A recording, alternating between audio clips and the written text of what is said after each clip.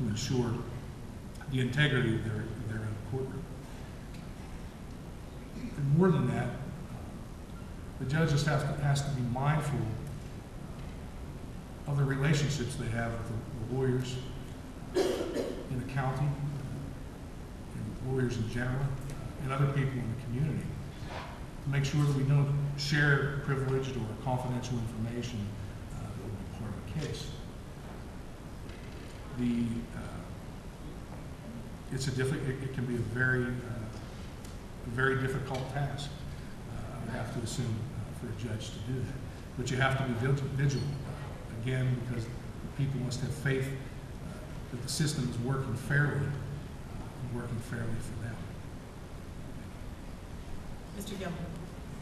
With respect to being free of any bias, I think a judge has to always be mindful that he or she is merely a referee, and that is all. They're not there to be any type of super legislature or anything like that. They're there to ensure that the party's case is heard, that they are listening, and they will render a decision based upon what the law is, not what they want the law to be, or what they think the law should be. That is not the place of a judge at all. My feeling is that's the place with the legislature, and the judge has to be very mindful of that. The judge has to be mindful of not being a part of his former colleagues as lawyers' activities on a regular basis. That may be very difficult to do, but now he or she as a judge has a job to do which really separates them from their former colleagues, and you have to be very mindful of that. Thank you. All right, this question will go first to Mr. Gilman. If elected, what values will be important to you as you carry out your responsibilities? Well, certainly values of morality and ethics are very important. Character and integrity, temperament, even-handedness. All of these are critical, I think, for a person to be successful on the bench. These are values that I've learned over my 49 years of life from my parents, from my faith, from my good friends. And it's something that you always hone, something that you're always learning, something you're always understanding. But it's something that you always have to have in the forefront of your mind. How do I best help others? And that would be my answer. Mr. Tutori. Thank you. First and foremost, I would say a strong sense of family values. As a father of 3 and soon to be 4, I always tell my kids that whatever I do in life, whatever I do in my profession, I want them to go to school each and every day and be proud of the job that I do and be proud that I'm their father. I want to make sure that I'm fair. I want to make sure that I'm expedient. I want to make sure that I'm knowledgeable in the law. And I think, number one, my experience that I've talked about tonight exhibits that. And I want to be accessible to the public. Judges should make sure that they are attentive to their calendars. These are values. These are things that people expect from our court systems. Making sure that the judge is neutral. Making sure that the judge has a good grasp and control over the overall proceedings in his or her courtroom. And more importantly, to provide a good sense of dignity to the proceedings. And lastly, I would rely certainly on my faith. I can't believe that there's a judge in this room that would say that each and every time They knew what the right answer was.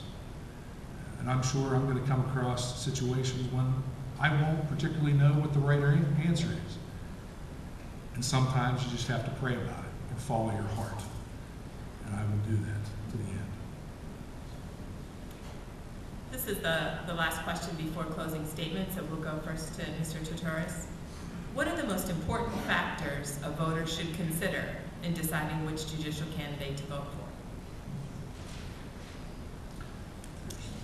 A little bit of overlap in some of our topics in that sense. From my perspective, in evaluating the two candidates, it's the experience. This is just like a job interview. When you look at both Mr. Gilman and I, and you weigh our experience and the things that we've done in our practices and in our careers, experience has to, I think, weigh overall. Secondly, I would say is temperament. Make sure that you're fair and you're neutral in the handling of your proceedings.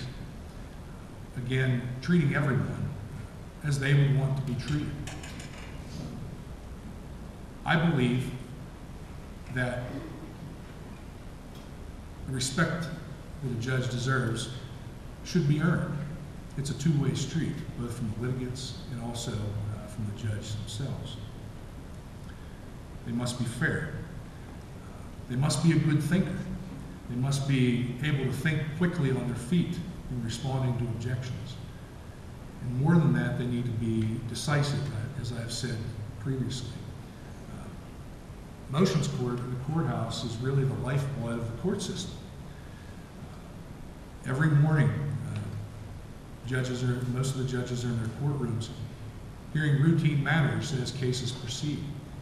They need to have a knowledge, a broad base of the law so that they can respond to those requests immediately and not have to take every single matter under advisement and make the lawyers and the litigants wait for extended periods for a decision on the matter. Mr. Gilman. I think that that people are looking for somebody with experience. I think that's the overriding issue. I've been a lawyer for 23 years. I've been in private practice, and I've also sat in judgment. I believe I do have a wide variety of experiences.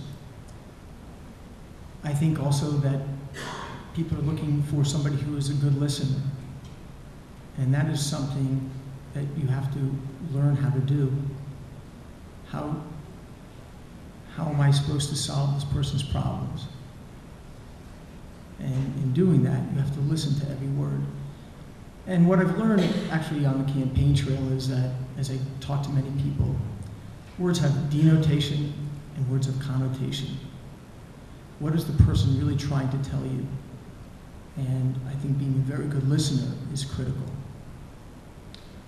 I also think that people are looking for decisions to be made in a timely manner.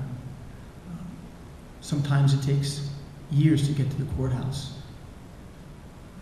But once you get there, people want their problems to be resolved quickly.